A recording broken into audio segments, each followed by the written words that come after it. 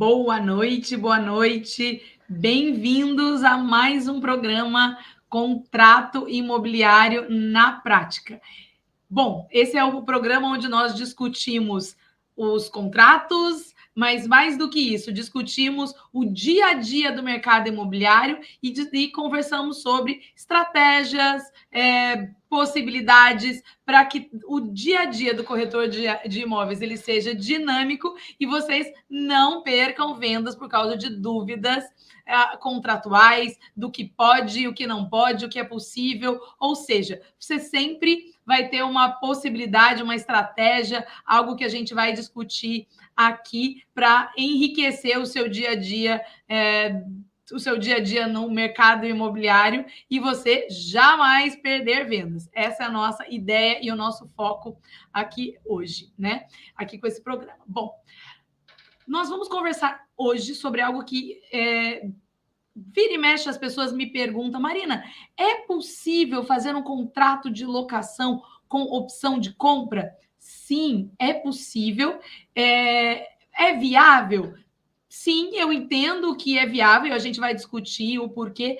Eu costumo dizer o seguinte: no mercado imobiliário, sempre que os objetivos e os interesses de comprador e vendedor estejam equilibrados, ambos estejam de acordo, estão satisfeitos com a transação, né? Ela é possível. A gente só tem que pensar nos meios de colocar isso em prática e mais do que isso, certo? Talvez o meio de colocar em prática, na dificuldade, a gente chama o advogado e fala assim: olha, o que eu quero é isso. Mas o importante é sabermos que existe a possibilidade. Então, discutirmos aqui casos práticos e darmos soluções práticas para o dia a dia do mercado imobiliário é fundamental para que vocês não percam venda e que consigam atender aos clientes de vocês da melhor forma possível. Bom, então vamos começar o dia de hoje falando sobre a opção de compra no contrato de locação, ok? Então, contrato de locação com opção de compra. Bom, para iniciarmos a conversa, tá? Eu vou focar. Quando eu falo num contrato de locação com opção de compra, eu basicamente estou pensando em dois contratos em um instrumento. Por quê? Porque eu vou ter o contrato de locação, tá? E eu vou ter o contrato de compra e venda ali, de certa forma, em harmonia no mesmo instrumento, ok? Por isso, é possível? Sim, é possível. E as partes, elas vão ser, enfim, vão ali pactuar os direitos e as obrigações, etc. E é sobre isso que nós vamos conversar aqui hoje. Bom, vamos partir da seguinte premissa. Como o objetivo hoje é falar da opção de compra, o que é o menos comum, é o que gera mais dúvida, eu vou focar o programa só sobre esse aspecto. Vou partir do pressuposto que contrato de locação padrão que a imobiliária costuma seguir, e a gente vai colocar essa pitadinha para essa negociação, tá? Então, eu não vou falar nada hoje aqui sobre contrato de locação propriamente dito, mas vou falar sobre essa possibilidade que muitas vezes parece, mas eu nunca ouvi falar, é muito mais comum do que se você está começando no mercado imobiliário, é muito mais comum do que você pode imaginar.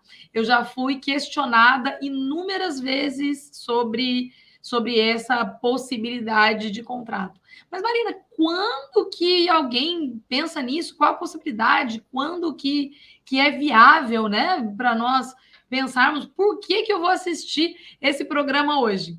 Simplesmente porque muitas vezes a compra de um imóvel ela é algo muito definitivo, é para sempre, é para muitos anos, é um investimento muito alto. Então, eu vou dar um exemplo para vocês, bem prático mesmo, que eu já vi.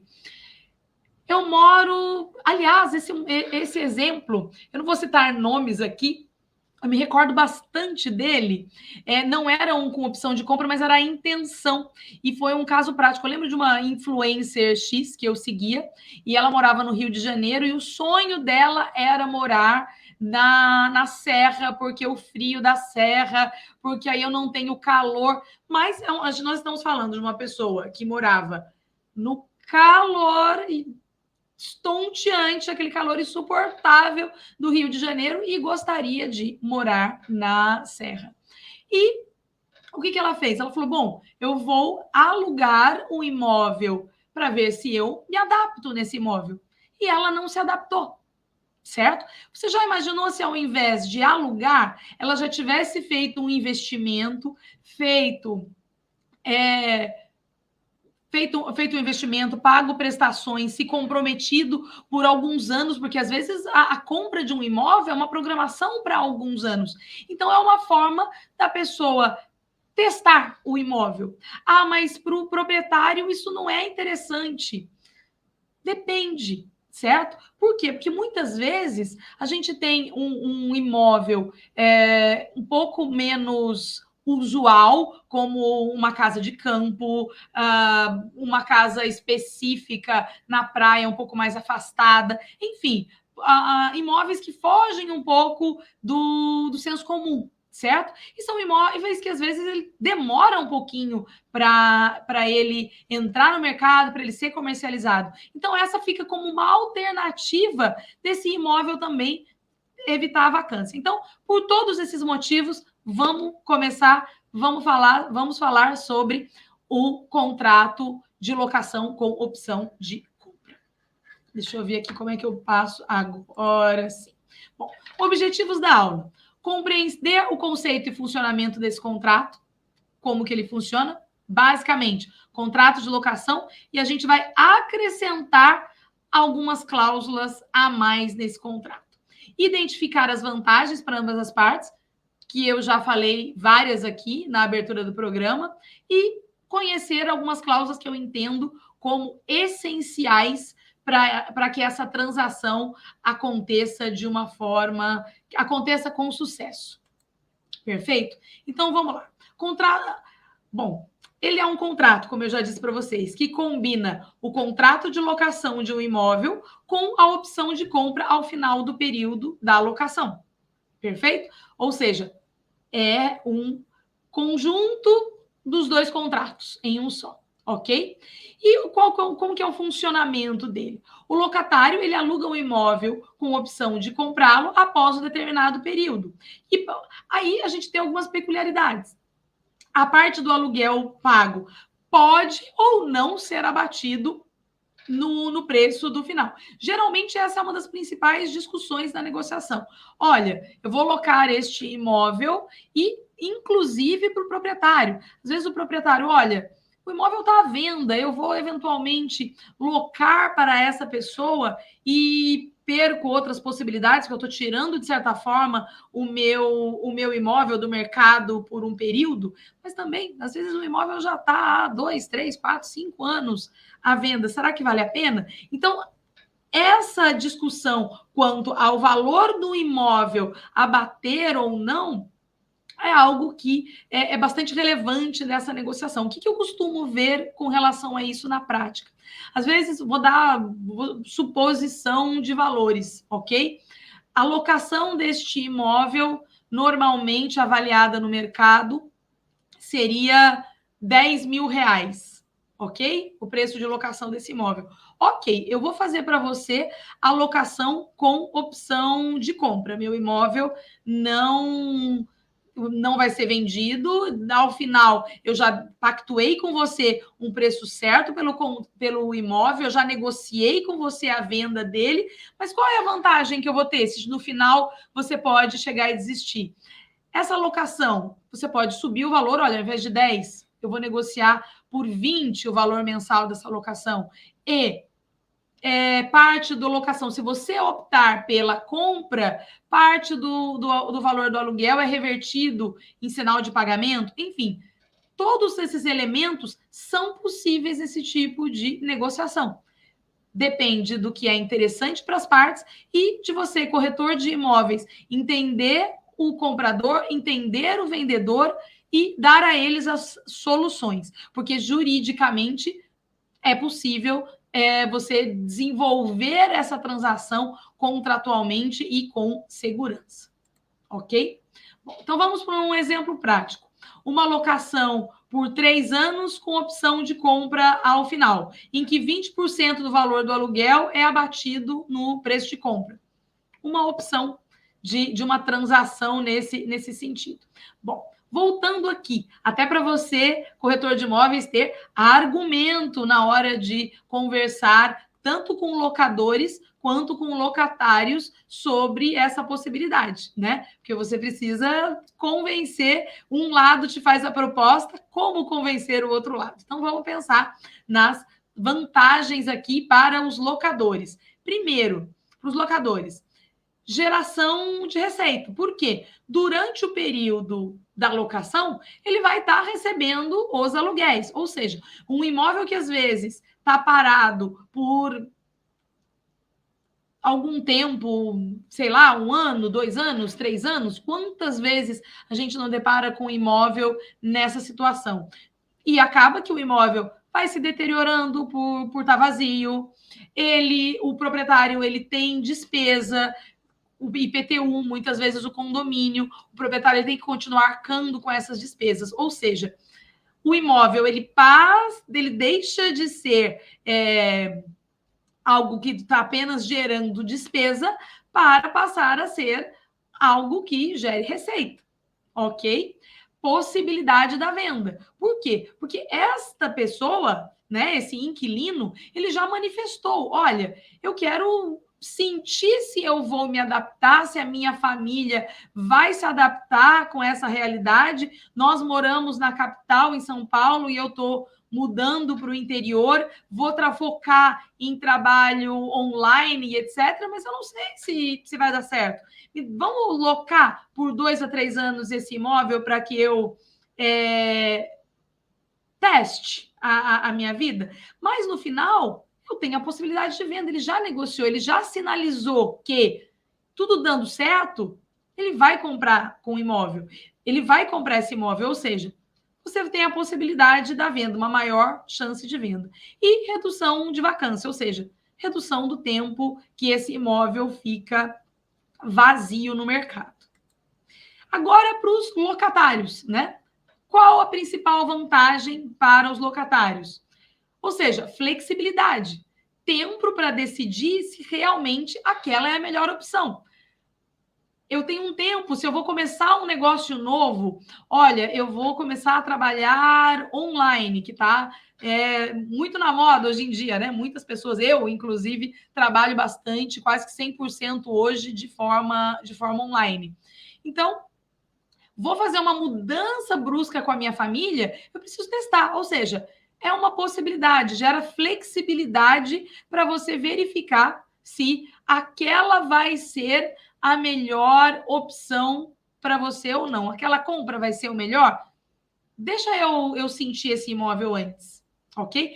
Principalmente transações que envolvem mudanças bruscas. Então, é muito comum acontecer isso quando você tem uma mudança muito brusca na condição familiar, né?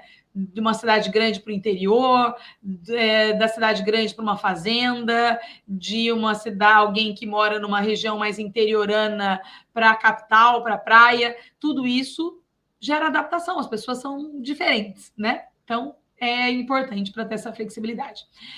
Créditos de aluguel, ou seja, parte do aluguel pode ser utilizado como crédito na compra. Olha, eu estou pagando o aluguel, toda pessoa que paga aluguel, ela tem muitas vezes aquela mentalidade de estou jogando dinheiro fora. Se eu estivesse comprando um imóvel, eu já estava pagando o meu bem.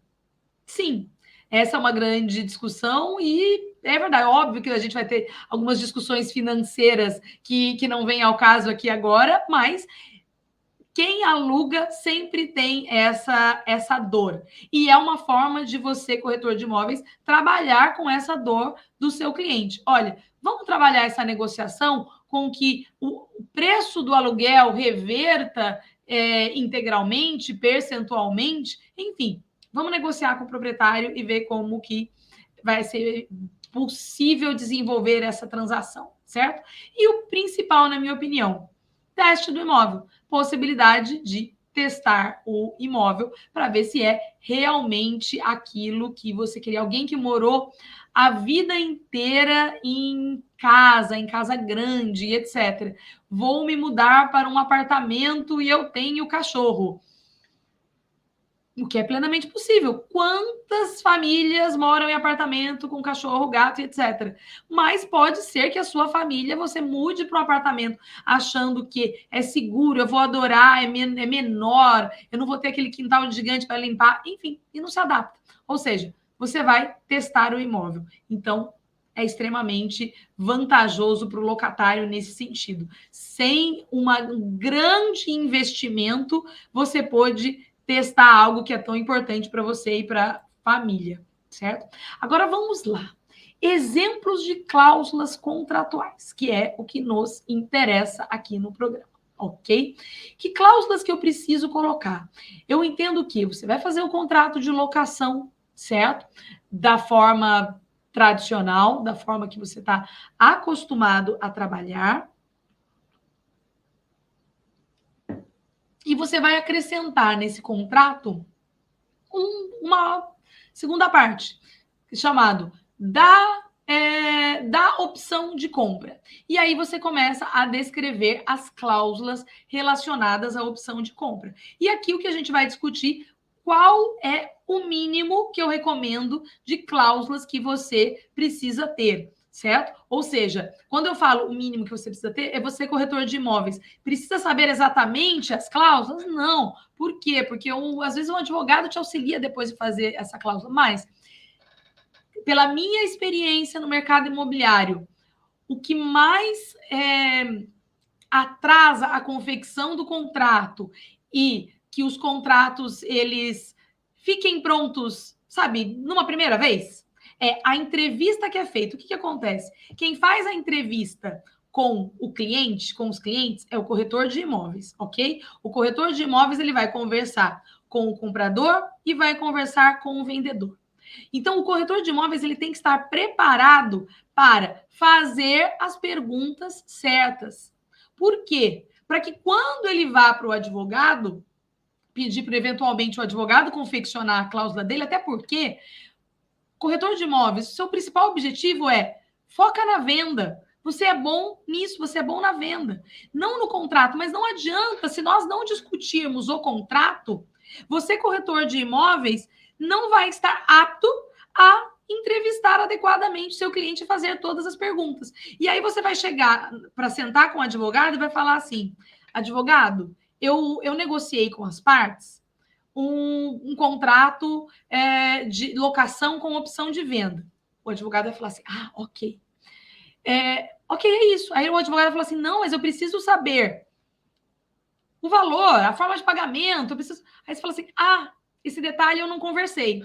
Ah, esse detalhe eu não conversei. Então, o que acontece?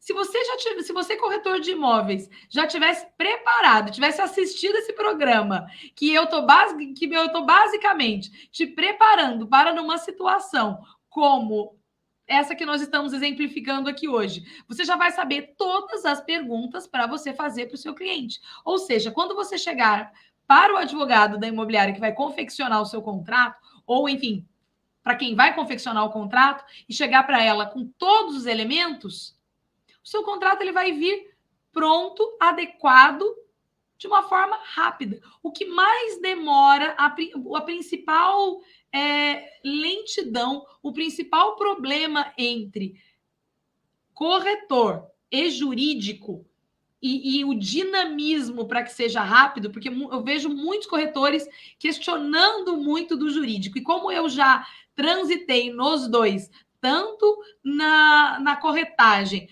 quanto cuidando do jurídico de imobiliárias, eu posso posso afirmar categoricamente, a comunicação é a arma do negócio. Se os corretores estivessem um pouco mais preparados para saber o contexto do contrato, eu não estou falando para você saber escrever o contrato. Cada um tem a sua função. Mas se você entender o contexto do contrato, você já vai com as perguntas certas para o seu cliente e você facilita imensamente o trabalho do jurídico. Evita aquele vai e vem de contrato que é demorado, porque às vezes o jurídico parou para fazer o seu contrato hoje. Na hora que ele depara com um detalhe que faltou naquele contrato, o advogado percebe, olha, esse detalhe aqui, ele não foi muito bem abordado. Corretor, qual é o prazo exato de pagamento dessa cláusula? Qual o percentual? Aqui está dizendo que vai abater o valor do aluguel. Quanto vai abater? Vai sair da parcela de entrada? Como que vai ser essa transação? Aí, o que o jurídico fez? Ele ligou para você, fez a pergunta, até que você obtenha a resposta, ele colocou seu contrato do lado. Quando o seu contrato chega de volta, ele está lá na fila, ele tem mais vários contratos para assinar.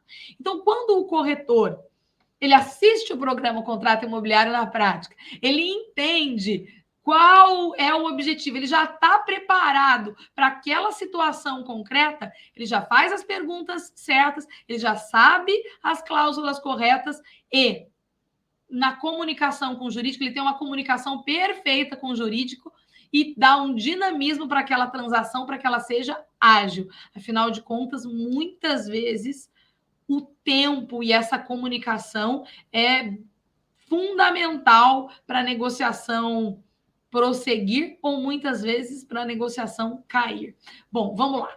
Cláusula de opção de compra. O locatário terá direito a adquirir o imóvel objeto deste contrato pelo preço de... Por qual preço? Deixa eu colocar deste lado, que é melhor para eu ler.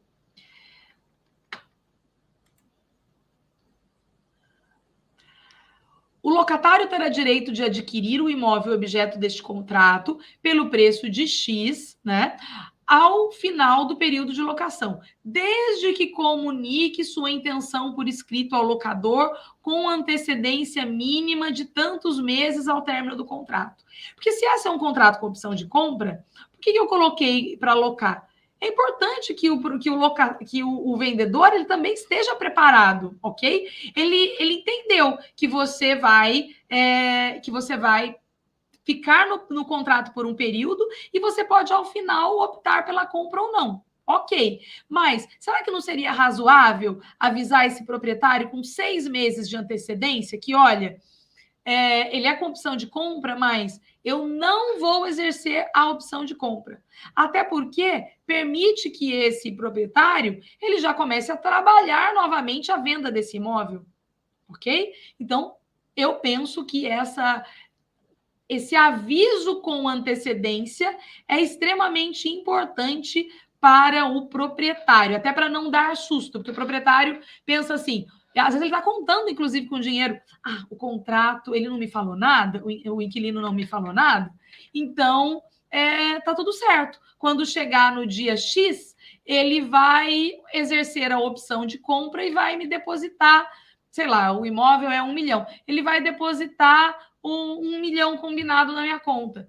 E ele já está na expectativa, já está vendo outros imóveis, já está organizando a vida dele para o negócio que vai concluir. E não, a pessoa não se adaptou e ela não vai exercer a opção de compra. Então, assim, óbvio que isso vai demandar bastante com relação a qual a expectativa das partes. Eu entendo que um prazo mínimo de 6 meses para avisar se vai optar ou não é bem razoável de se manter, tá?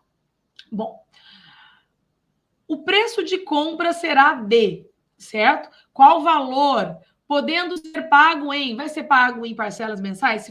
Se for pago de forma parcelada, como que vai ser esse parcelamento? Ou vai ser à vista, ou vai ser a cor... Enfim, tudo relacionado ao preço e à forma de pagamento deve estar claro. Por quê? Porque se não estiver claro, você corre um sério risco de entrar numa segunda negociação no momento em que esse contrato vai findar, se as partes não entrarem de comum acordo, ou seja, a ausência de elementos pode frustrar a conclusão desse negócio. Ou seja, todos os detalhes têm que estar lá e têm que estar previstos. Bom, cláusula de prazo. O presente contrato terá vigência de tantos anos, iniciando-se na data X e terminando na data Y. O locatário poderá exercer a opção de compra até tal data, sob perda do direito. Ou seja, você tem que avisar com tal data e vai exercer desta forma. Não exerceu, perdeu o direito, ok? Porque também o proprietário não pode, ele não tinha a intenção de alugar o imóvel, ele alugou com opção de compra. Não teve a opção de compra, você perde todos os outros direitos do contrato e vamos ocupar o imóvel porque eu tenho a intenção.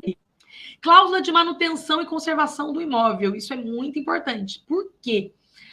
Muitas vezes, quando você aluga um imóvel, a sua intenção, a intenção daquela parte é alugar. Ou seja, ela já sabe que ela não vai quebrar parede, ela não vai trocar um banheiro de lugar, ela não vai fazer reformas gigantescas no imóvel, não vai fazer grandes alterações naquele imóvel. Por quê? Porque o objetivo dela é alugar. Agora, às vezes a pessoa está comprando, como ela já está comprando com a intenção de, não, mas no final eu vou exercer o meu direito de compra, então eu já sei que vai ser assim, eu vou fazer uma área de lazer a mais aqui no final e etc. Ou seja, tudo que estiver relacionado à manutenção, conservação do imóvel e também reformas ou ascensões, tem que deixar de forma extremamente clara. Por exemplo, não vai ser indenizado qualquer... Geralmente, os contratos de locação já têm estas especificidades, já está no contrato de locação, ou seja, você já vai ter uma cláusula nesse sentido.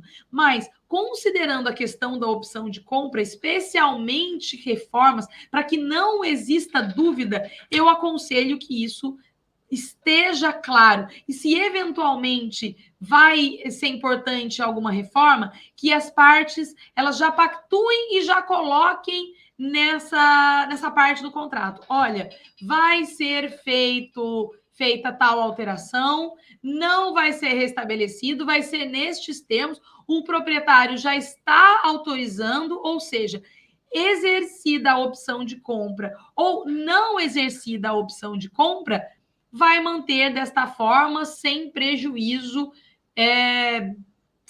das demais cláusulas. Porque eu posso ter uma interpretação. Por que é importante a clareza? Digamos que alguém fez uma reforma substancial no imóvel. Ok, perdeu a reforma. E você tem uma interpretação de que, não, eu parto do pressuposto que ele optou, que ele exerceu a opção de compra, só faltava ele pagar, porque olha o que ele fez a mais. Você evita discussões e entendimentos. Tudo sempre de forma clara. Todos os detalhes precisam ser claros. Aliás, fazendo um parêntese aqui, algo que eu não costumo ver nos contratos de compra e venda e que eu acho extremamente importantes, sabe? Às vezes a gente faz o contrato de compra e venda e não tem locação, a gente geralmente faz a vistoria, né? Olha, o imóvel vai ser... Qual a forma que o imóvel foi entregue para aquele inquilino? E o inquilino ele vai ter que devolver nas exatas condições. Para esse contrato que a gente está conversando aqui, obviamente, você também vai fazer o termo de vistoria de entrada do imóvel, porque se você precisar, se não for exercida a opção de compra, você vai ter que fazer também o termo de vistoria de saída, ok? Lembrando que é um contrato de locação com opção de compra. Tudo que tem na locação, você vai manter, ok? E acrescentar as cláusulas de opção de compra. Agora, voltando, saindo um pouquinho desse tema, pessoal, eu já vi ter problema e eu vejo que não é comum ter cláusula nesse sentido. Às vezes você faz uma compra e venda, a gente está falando da compra e venda pura. O A comprou o imóvel B e ele vai entrar na posse do imóvel depois que comprou. Só que quando ele fez a visita no imóvel, o imóvel tinha, às vezes, um móvel embutido a mais, que às vezes é embutido, mas dá para tirar, certo?